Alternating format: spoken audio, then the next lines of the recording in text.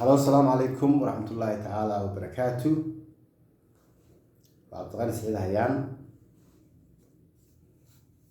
Sidaad u socotaanba waxaan soo gelinaa badbaada action fursado shaqo oo aanu si weygla u soo gelino ama hadba sida shaqooyinku runtii u kala xalad badan yihiin baan u soo gelinaa. Insha Allah waxaan doonayaa maanta inaan halkan idinka sheego fursad shaqo oo aad iyo aad u fudud. Fursadaas oo runtii aan u arko in ardayda jaamacadaha ka soo baxay, kuwa sekondariyada ka soo baxay, aqoonta kollejyada leh ama mehnada caafimaadba leh, amaba somehow dibadda wax ku soo bartay, ama somehow waddanka gudihiisa inta dadaal sameeyeen la shaqeeyay ururada bulshada ay buuxin karaan shaqada. Waa shaqo runtii aad u fudud, waliba u sii fudud dadka ku xeel dheer mehnada caafimaadka ama aqoon gaara u leh. Waxaan doonaya markaa insha Allah halkan inaan kula wadaago cilaam ay baraha bulshada ee shaqooyinka lagu xayeysiiyo ay soo gelisay hay'adda loo yaqaano TET oo ah hay'ad caalami ah ama NGO caalami ah. Hay'addaas oo soo baahisay inay rabto position loo yaqaano program officer, kaasoo ah qof ka shaqeyn doona waxa loo yaqaano mashaariicda. Sidaas darteed hay'adda TET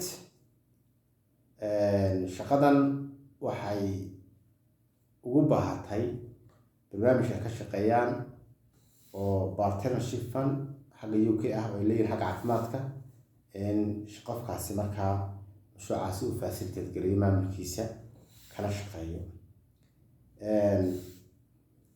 Hay'adda TET waa hay'ad caalami ah oo in ka badan 30 sano adduunyada ka hawlgelisay. Sidoo kale Somaliland waxay ka hawlgelisay in ka badan 20 sano. Shaqadan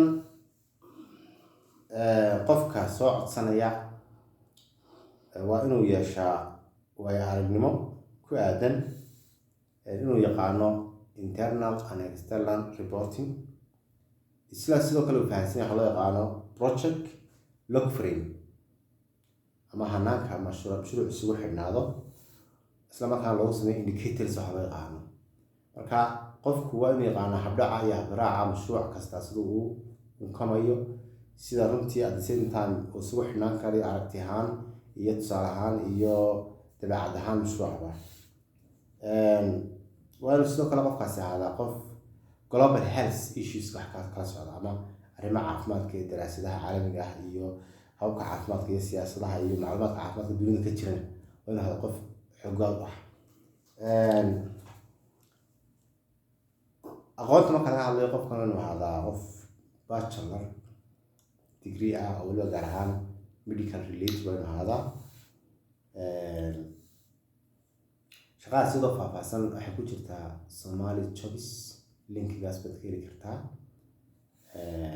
At the same time haddaad u baahato macluumaad dheeraada nala soo xiriir badbaada ahaan. Waxaan rajeynaa insha Allah wixii technical support ama talo ahaan waan ku siin karanaa si shaqada markaa haddaad noqoto tartamaha ku habboon aad shaqada u apply garayso. Intaas waa inta waxaa kaloo idin jirta si aan la wada socono Somaliland waxaa la doortay baarlamaan cusub oo shirguddoonkiisana waa la doortay wiigana aynu ku jirno.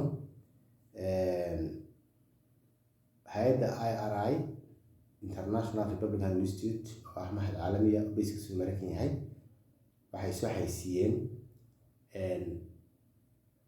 bid wax loo yaqaano oo ah cid fuliso qandaraas tababar. Qandaraaska tababarku wuxuu ku aadan yahay sidii xubnaha baarlamaanka ee cusub loo bari lahaa qaabka u shaqeynayaan iyo hanaanka howlgalka iyo waxa xildhibaan yahay iyo waxa wajibaadka looga baahan yahay. Marka kaalintan waxay fursad gaar u tahay hay'adaha iyo kambaniyada ku shaqada leh arrimaha tababarka ee buuxin kara shuruudayadaana. Iyadoo kale macluumaadkaasi faahfaahsan yahay insha Allah gadaal baan kasoo gelinaynaa haddii Rabbi qadaro. Marka waxaan leeyahay ku xidhnaada bartan badbaada action oo ah channel soo baahiya fursadaha iyo wixii idea ama wixii fikradaha waana goob aan ugu talagalnay inaan ummadda ka wacyigelino fursadaha jirna aan kula wadaagno insha allahu tacaala marka waxaan kaa rajeynaya insha allah inaad aqbalay garayso shaqada. Assalaamu calaykum waraxmatullaahi tacaala wabarakaatuh.